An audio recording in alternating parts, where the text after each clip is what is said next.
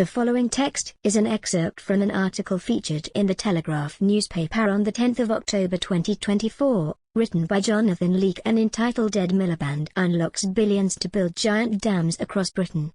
Loch Ness faces monster hydro scheme after Energy Secretary offers developers support for projects. A string of giant dams are to be built across Britain's mountain landscapes after Ed Miliband offered developers billions of pounds in potential support for the projects.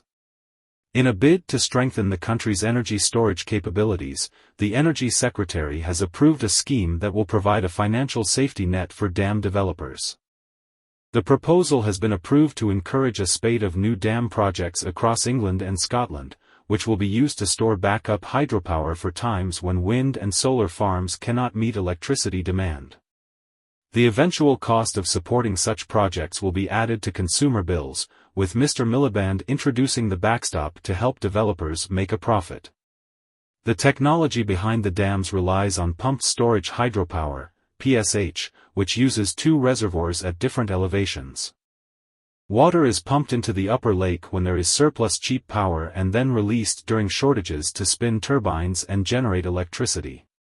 Such systems are highly controversial because while they can provide green energy, they also require altering entire landscapes, often in treasured rural or wild areas.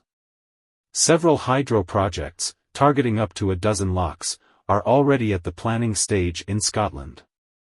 A number of schemes are centred around Loch Ness, where critics say the projects will damage the local environment.